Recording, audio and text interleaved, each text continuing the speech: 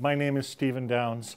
I work for the National Research Council of Canada. I'm based in Moncton, New Brunswick, Canada, which is in the eastern part of Canada, 20 kilometers from the Atlantic Ocean. Why have you participated in the SL seminar? Why? Well, I was invited to come here to present, and it was an opportunity to return to Barcelona, which I was happy to do. And it gave me an opportunity to meet with people that I've met here before, and to meet with new people, and to talk about open educational resources, which is an interest of mine. So I was happy to do it. And your experience, therefore, has been positive? Sure. Oh, yeah. Yeah, it's, I saw some new projects this time, which I liked. I got an update on what the Open University is doing in Britain, which I'm always happy to have, and also the initiatives that are happening here.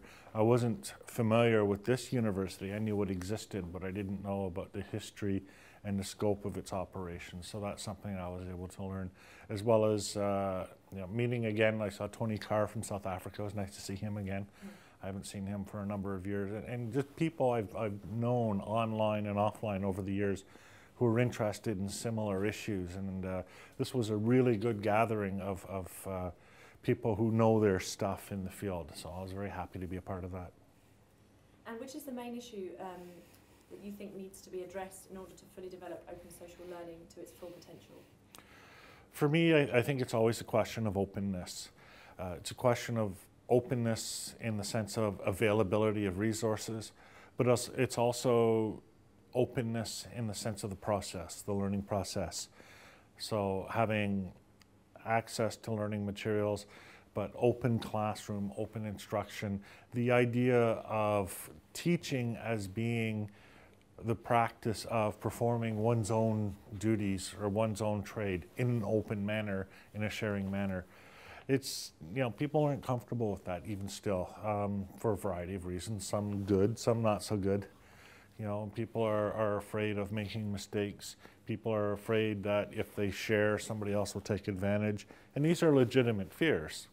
But I think that slowly, as a society, we're moving toward a more open society, and that's making this kind of learning more possible. And we're already providing learners with open educational resources through open repositories. What else do they need in order to start learning from those resources? They need the skills, the capacities, and the tools to create their own resources. You can't give people an education. You can't just give people resources and think, oh, they'll magically be now learned people. I mean, we tried that with television, with television programming.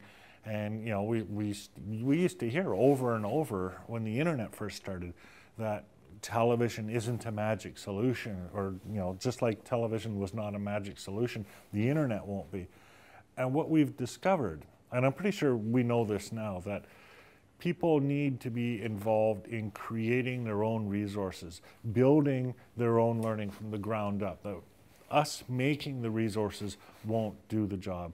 That they need to have examples and models and maybe bits and pieces of content and that to work with, but really they need the tools that let them build their own learning, make their own videos, create their own games, write their own software, that sort of thing.